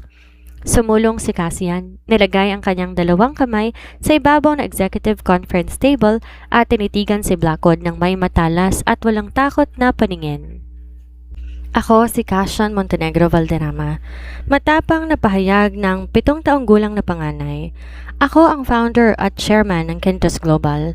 Hawak ko ang eksaktong 20% ng voting shares ng Montenegro Group at ayon sa opisyal na probisyon ng ating corporate charter, ang aking 20% shares ay dinagdag ko sa 30% shares ni Daddy.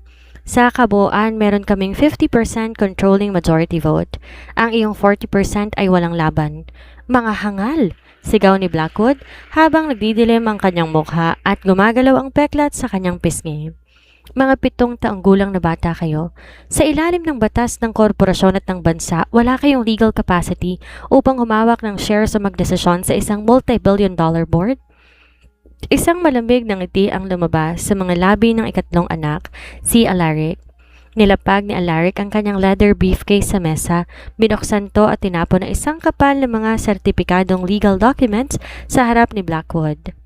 Ayon sa Article 7, Section 3 ng Revised Corporation Code at sa inihanda kong Special International Trust Deed na formal inaprubahan at nilagdaan ng Securities and Exchange Commission at ng Supreme Court and Bank noong 6 a.m.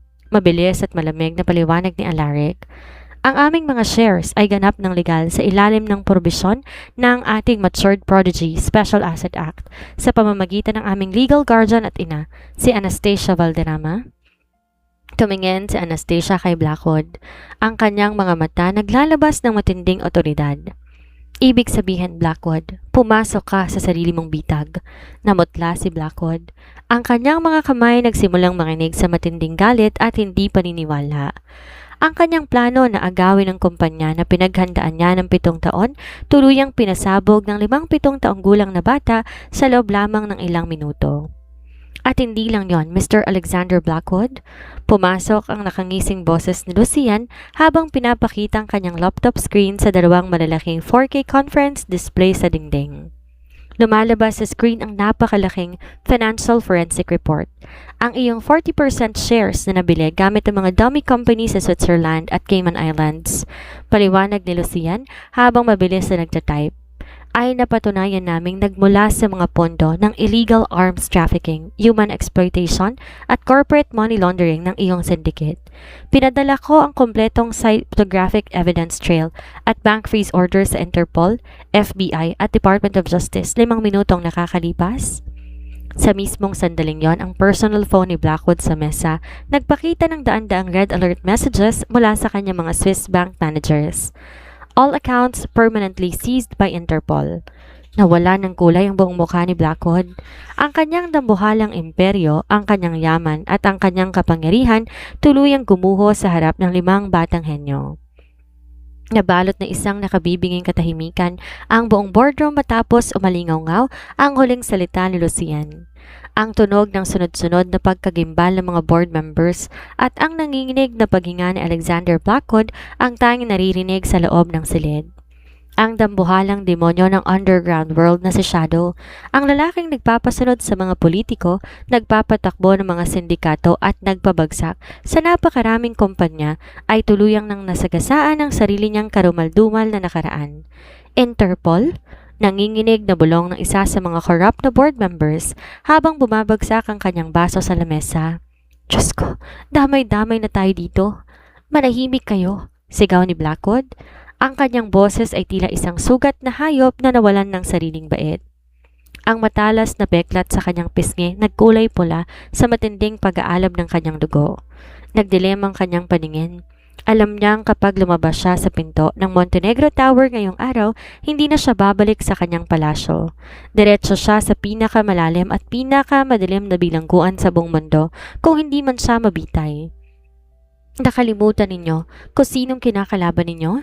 Dambuhalang sigaw ni Blackwood habang mabilis na isinuksok ang kanyang kamay sa ilalim ng kanyang Amerikana. Protektahan ng mga bata? Sigaw ni Hercules habang mabilis sa tumayo. Sa isang pikit mata, naglabas si Blackwood ng isang napakaliit ngunit nakamamatay na customized German semi-automatic pistol. Isang armas na gawa sa polymer na hindi natukoy ng mga standard metal detectors.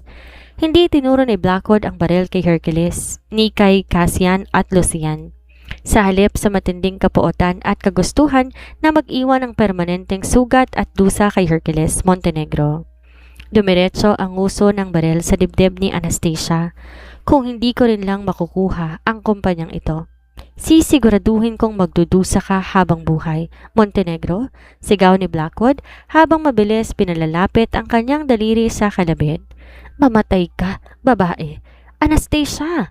Mabilis pa sa kidlat na tumalon si Hercules sa ibabaw ng executive table. Walang alinlangan niyang tinapon ang kanyang sariling katawan sa harap ni Anastasia upang saluhin ang bala gamit ang kanyang likod. Niyakap niya na mahigpit ang babae habang ibinababa ito sa sahig, handang ibuwis ang sarili niyang buhay ng walang kaunting alinlangan. Pikit mata na nagintay ang lahat sa matinding putok ng baril. Ngunit bago pa man makadiin ang daliri ni Blackwood sa trigger, isang napakataas at nakatutuliling high-frequency sound wave ang biglang sumabog muli sa tapat ng lamesa.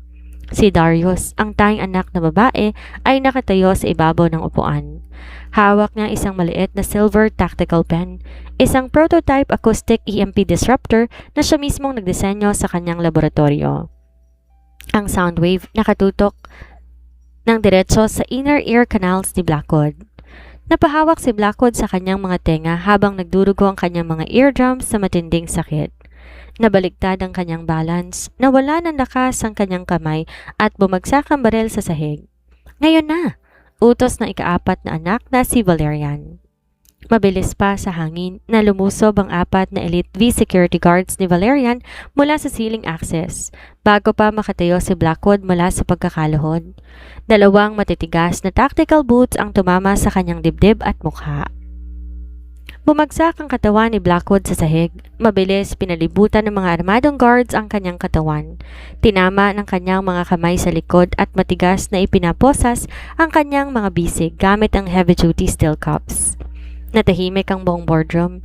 Ang apat na bodyguards ni Blackwood ay pawang nakadapa pa rin sa sahig habang nakatutok sa kanilang mga ulo ang mga assault rifles ng V-security.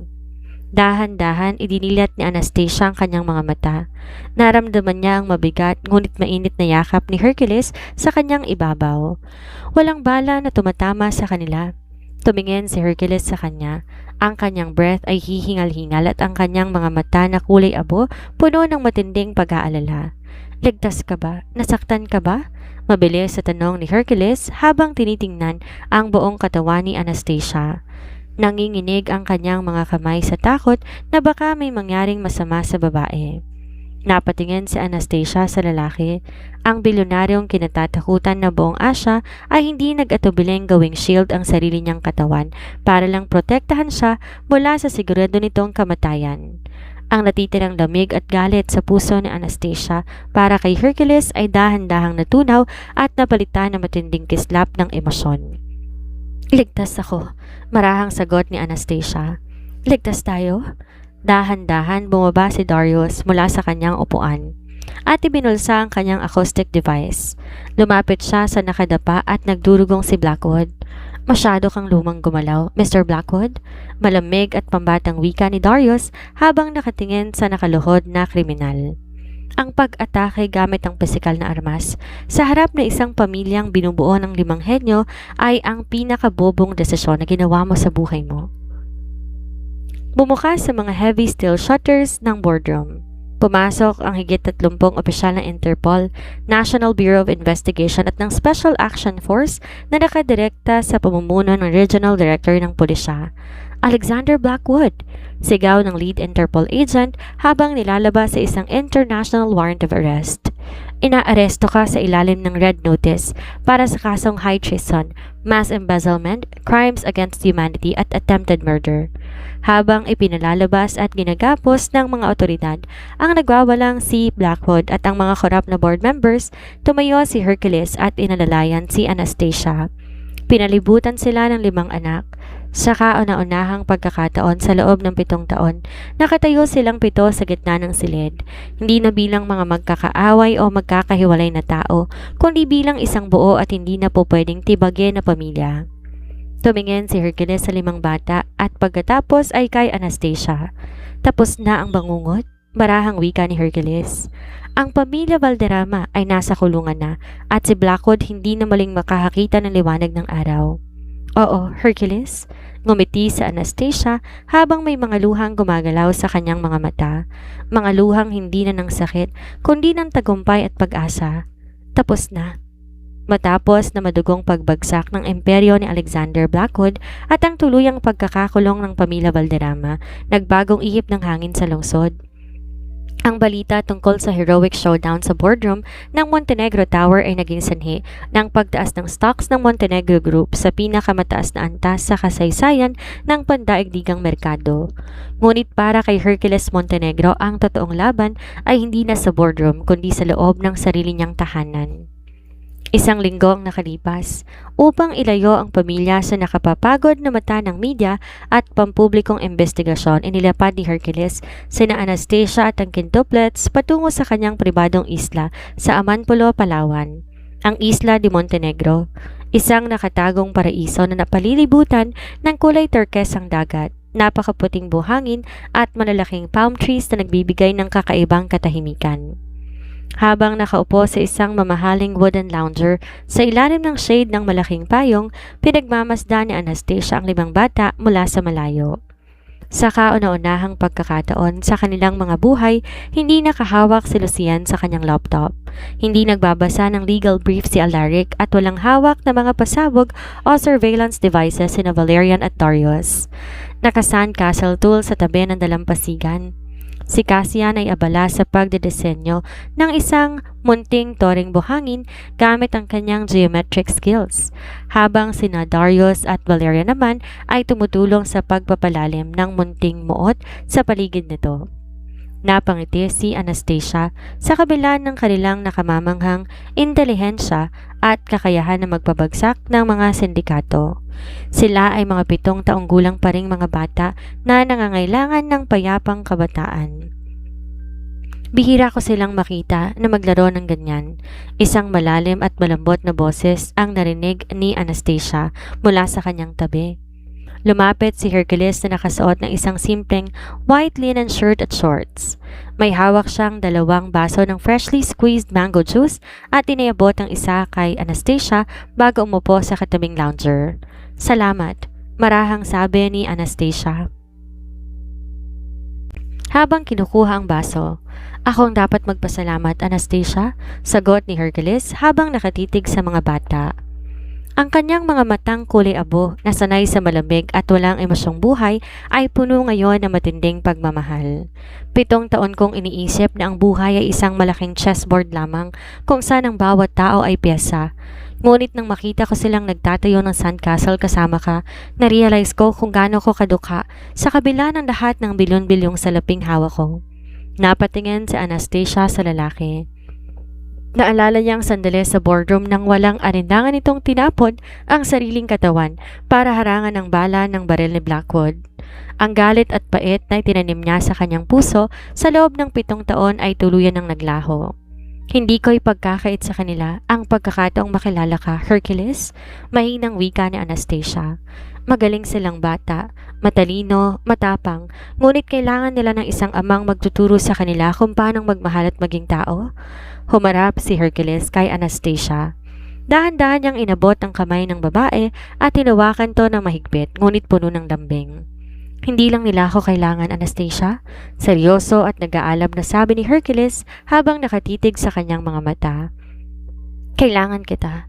7 taon akong nabuhay na may bakanting silid sa aking puso. Ang gabing yon 7 taon ang nakakaraan ay hindi isang simpleng aksidente para sa akin. Mahal kita, Anastasia, at gusto kong ibigay sa iyo ang buhay, ang pangalan, at ang pagmamahal na dapat sa iyo simula pa nung una. Napatigil si Anastasia. Naramdaman niya ang matinding pagbilis ng tibok ng kanyang puso. Samantala, ilang metro ang layo mula sa kanila. Sa likod ng isang malaking rock formation sa dalampasigan, nakatago ang quintuplets. Hawak ni Lucian ang isang high-powered thermal binoculars na nakatutok sa kanilang mga magulang. Habang si Alaric may hawak na notebook at ballpen. Heart rate ni Mommy tumaas ng 25%. Respiratory rate bumilis. Ulat ni Alaric habang tinitingnan ng biometric feedback smartwatch na nakakonekta sa wristwatch ng kanilang ina. Behavioral pattern indicates intense romantic receptivity. Anong ibig sabihin nun? Tanong ng ikaapat na anak na si Valerian habang kumakain ng chips. Ibig sabihin, kinikilig si Mommy. Nakangising sagot ni Darius, ang tayong anak na babae. Tumingin sina Lucian, Alaric, Valerian at Darius sa kanilang panganay na kapatid na si Cassian, nakatayo ng matuwid habang nakakrus sa mga kamay sa dibdib. Ano ang pinal nating desisyon, Cassian? Tanong ni Lucian. Papayagan ba natin siyang maging opisyal na ama natin? O kailangan pa natin siyang isailalim sa karagdagang Phase 3 test? Tumingin si Cassian sa dalampasigan. Nakita niya kung paano inaalagaan ni Hercules ang kanilang ina, kung paano nito tinitingnan si Anastasia na may matinding paggalang at pagmamahal, at kung paano nito binuwis ang sariling buhay sa boardroom laban kay Blackwood. Isang matipid ngunit totoong ngiti ang gumuhit sa mga labi ng 7 taong gulang na panganay. Pinatunayan niya na ang sarili niya, seryosong sagot ni Cassian. Nilagay niya ang buhay niya sa panganib para kay Mommy at higit sa lahat, pinalaya niya si Mommy sa parang hindi natin kayang gawin gamit ang ating mga computer at siyensa. Tumingin ang 4 na kapatid sa isa't isa, sabay-sabay na tumango. So, ngumiti si Darius. Ano nang itatawag natin sa kanya simula bukas? Sumulyap si Cassian sa kanyang mga kapatid, dahan-dahang nagsalita. Daddy. Ang katahimikan at ganda ng Isla de Montenegro sa Palawan ay tila nagbigay ng panibagong buhay sa buong pamilya. Sa loob ng 2 araw, ang malamig na relasyon ng quintuplets kay Hercules ay dahan-dahang napalitan ng warmth at pagtanggap. Si Hercules, ang bilyonaryong sanay mag-utos sa libo-libong empleyado, ay buong tiyagang nagpaturo kay Lucian tungkol sa mga pinakabagong quantum encryption codes. Nakipagdiskurso kay Alaric sa international maritime law at nakipaglaro ng customized chess kay Cassian. Ngunit sa kabila ng maayos na kapaligiran at lumalalim na pagmamahalan ni na Hercules at Anastasia, isang hindi naasahang pagtuklas ang naganap sa lahat ng high-tech command hub ng mansyon sa isla. Gabi na, habang nagpapahinga si Anastasia at nakikipag-usap si Hercules sa kanyang executive sa kabilang kwarto, abala si Alaric sa pag-oorganisa ng mga legal ownership documents at ancestral records ng pamilya Montenegro at Valderrama para sa pagtatatag ng panibagong Grand Family Trust Fund. Lucian, paki-cross-reference mo ang biodata registry ng mga nakalipas sa 3 henerasyon ng Montenegro Family Trust, sabi ni Alaric habang nakatitig sa mga kumikistap na datos sa kanyang monitor. May mga kakaibang genetic marker registry na nakatala sa ilalim ng pangalan ng lolo ni Daddy, si Don Fernando Montenegro, at ang lolo ni Mommy. Bumilis ang pagpindot ni Lucian sa keyboard. I-enter ko ang raw DNA sequence pattern na nakuha ni Darius sa ating blood profiles nung nakaraang buwan. Ilang segundong nakakalipas. Isang malaking pulang warning screen ang lumabas sa main holographic wall display ng kwarto. Lumitaw ang dambuhalang DNA strand models na may nakatatak sa opisyal na dokumento mula sa isang sekretong biological institute nung huling bahagi ng ika-20 siglo. Project Genesis, Absolute Restricted File Number 1. Hindi maaari ito. Napaatras si Lucian habang nanlalaki ang mga mata sa likod ng kanyang frameless glasses. Mabilis lumapit sina Cassian, Valerian at Darius. Nanahimik ang 5 magkakapatid habang binabasa ang nakadecrypt ng mga dokumento.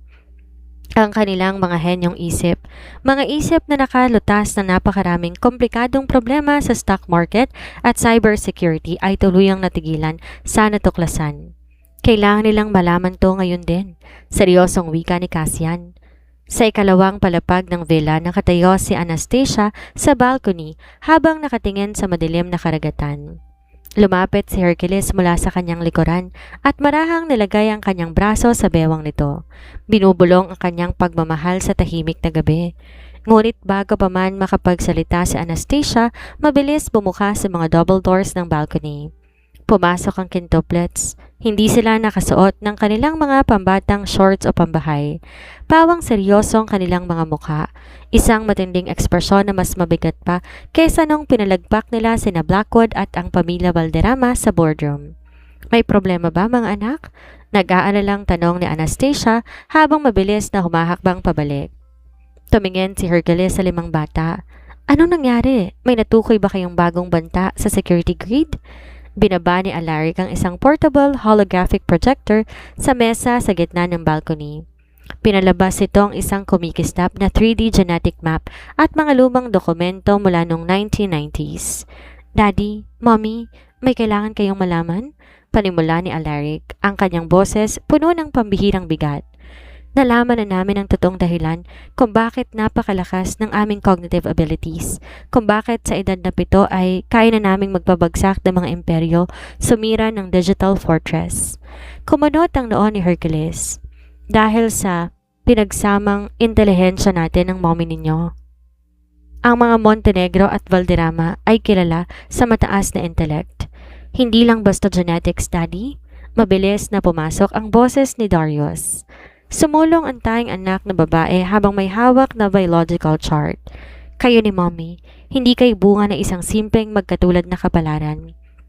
Ang inyong mga pamilya, 30 taon ang nakakaraan ay ang mga pangunahing founder at investors ng isang napakalihim na human enhancement program, ang Project Genesis. Napatulala si Anastasia. Project Genesis? Isang proyekto na naglalayong pagsamahin ang pinakamataas na kapasidad ng utak ng tao, ang absolute IQ potential, strategic dominance, photographic memory at hyperadaptation. Paliwanag ni Lucian habang pinapakita ang mga lumang kontrata. Ang lolo mo, Hercules, si Don Fernando Montenegro at ang lolo ni Mommy, matalik na magkaibigan. Binuo nila ang genetic architecture na ito para sa susunod na henerasyon ng kanilang angkan. Ang dahilan kung bakit kayo pinagtagpo nung gabing yon, 7 taon nang nakakaraan nang lasunin ka ng mga kalaban. Patuloy ni Cassian habang nakatitig sa mga mata ni na Hercules at Anastasia. Ay hindi isang aksidente o simpleng pagkakataon. Ito ay nakatala sa biometric codicil ng lolo mo bago siya namatay. Pinamana niya sa inyong dalawa ang magkapares na genetic key upang ilabas ang pinakamatalino at pinakamakapangyarihang henerasyon ng tao sa kasaysayan. Kami, sabay-sabay na wika ng quintuplet sa iisang boses. Napaatras si Anastasia, napatakip sa kanyang bibig sa matinding pagkagulat. Tumingin si Hercules sa mga dokumento at pagkatapos ay sa 5 bata. Ang buong akala ng lahat simpleng paghihigante at pag-iibigan lamang at aksidente lamang ang naganap sa nakalipas na 7 taon. Ngunit ang totoo, ang pagbabalik ni Anastasia, ang pagkahulog ni Blackwood at ang paglitaw ng Genius Quintuplets ay ang pinal na kabanata ng isang napakalaking blueprint ng tadhana na isinulat bago pa man sila isinilang. Ang nakagugulat na pagbubunyag ng Project Genesis ay hindi naging dahilan upang magkaroon ng lamat o pag-aalinlangan sa loob ng pamilya.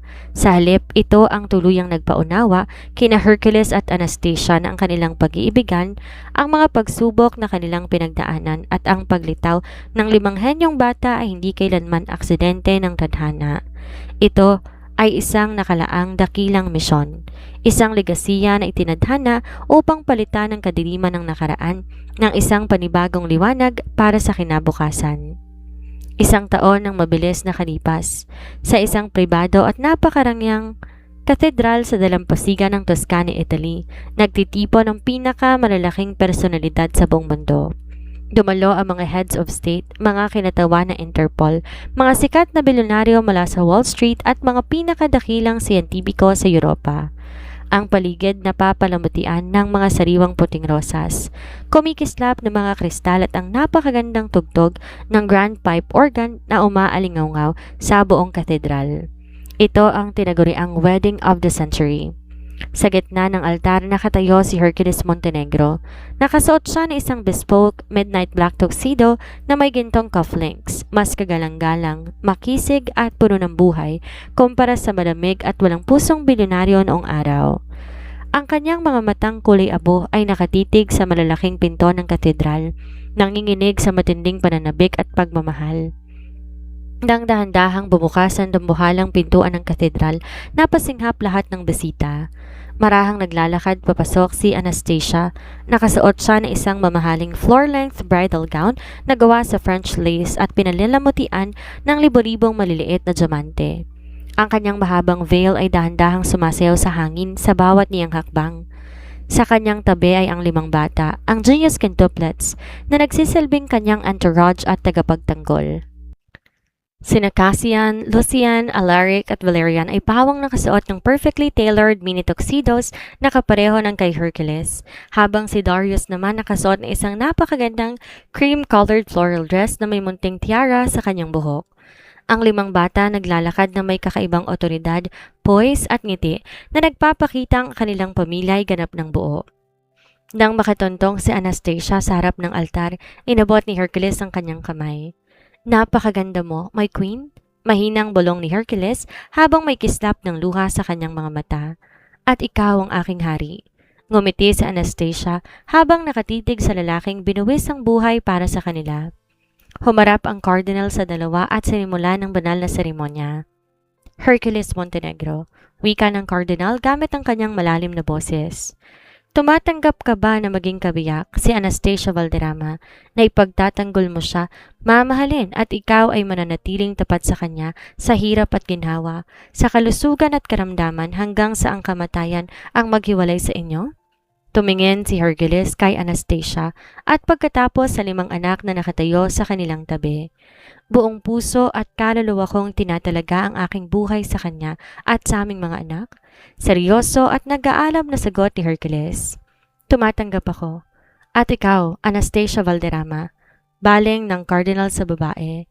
"Tumatanggap ka ba na maging kabiyak si Hercules Montenegro, na mamahalin mo siya at makakatuwang sa pagtataguyod ng iyong pamilya magpakailanman?" May isang luhang gumulong sa makinis na pisngi ni Anastasia, isang luha ng purong kaligayahan.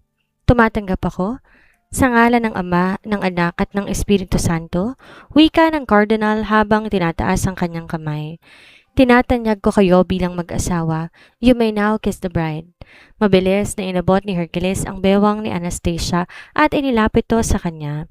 Isang matamis, malalim at puno ng 7 taong pananabik na halik ang ibinigay ni Hercules sa kanyang kabiyak sa gitna ng dambuhalang palakpakan at hiyawan ng lahat ng bisita. Pumutok ang mga konfeti at kampana ng katedral. Habang nagkakagulo sa selebrasyon ng mga bisita, lumapit ang quintuplet sa kanilang mga magulang. Yumakap si Hercules at inangat sina Darius at Valerian sa kanyang mga bisig, habang inakbayan naman ni Anastasia sina Cassian, Lucian at Alaric. "Congratulations, Mommy and Daddy," nakangiting sabi ng panganay na si Cassian. "Inayos ko na ang legal registry ng buong pamilya," singit ni Alaric habang nagpapakita ng digital certificate. "Kayo ay ganap ng mag-asawa sa ilalim ng lahat ng jurisdiksyon sa buong mundo. At na-broadcast ko ng inyong kasal sa lahat ng billboard sa Times Square, New York, Tokyo at Manila," dagdag ni Lucian habang nakangisi. "Ang buong perimeter naka-lockdown para sa inyong honeymoon," natatawang wika ni Valerian. Yumakap si Dario sa leeg ng kanyang ama. "Mahal na mahal namin kayo, Daddy at Mommy." "Mahal na mahal din namin kayo, mga anak," emosyonal na sagot ni Hercules habang nagdapo ng halik sa noo ng bawat isa. "Kayo ang pinakamagandang biyaya at panalo sa buong buhay ko." Tumingin sina Hercules at Anastasia sa mga kamera ng pandaigdigang media na nakatutok sa kanila mula sa labas ng katedral. Ang pamilya Valderrama ay nabubulok na sa kulungan. Si Blackwood nawalan na ng kapangyarihan magpakailanman at ang Montenegro Group ay nasa kamay na ng isang bagong henerasyon ng mga pinuno. Humarap ang 5 batang henyo sa lens ng kamera. Sa iisang lakas ng boses at nakamamanghang ngiti ng tagumpay, marahang binigkas ni Cassian ang huling linya na magiging marka ng kanilang angkan sa kasaysayan. "Kami ang mga Montenegro at ito pa lamang ang simula ng aming pamumuno sa mundo." At doon nagtatapos ang napakagandang kwento ng The Billionaire Secret, The Rise of the Genius Quintuplets Heirs. Ako ulit ang inyong lingkod, si Miss Sandra, at sobrang nag-enjoy ako sa pagsama sa inyo sa nakaka-thrill na kwentong ito. Nako, mga kazayma, talagang napatunayan ni na Anastasia, Hercules at ng 5 magkakapatid na kahit gaano katindi ang pagsubok, kasakiman at pagtataksil ng nakaraan, laging namamayani ang katotohanan at ang pagmamahal sa pamilya. Walang anumang bilyong salapi o kapangyarihan ang makapapantay sa buklod na isang pamilyang nagmamahalan at nagkakaisa. Ang maikling aral, huwag mong hamakin ang sino mang nilagay mo sa ilalim ngayon dahil hindi mo alam kung anong uri ng lakas at tagumpay ang ihahanda ng Diyos para sa kanila bukas. At higit sa lahat, ang tunay na pamana sa pamilya hindi nakatago sa yaman o talino kundi sa tiwala, pagpapatawad at pagmamahal na nagbubuklod sa inyo. Kung nagustuhan ninyo ang kwentong to na sinulat ni Mr. LG, huwag kalimutang i-like ang video na to, mag-subscribe sa ating channel at i-click ang ating bell button para laging updated sa ating mga susunod na kwento. Maraming salamat sa inyong walang sawang pagsuporta hanggang sa susunod nating kwentuhan, mga ka-Dear Zaima.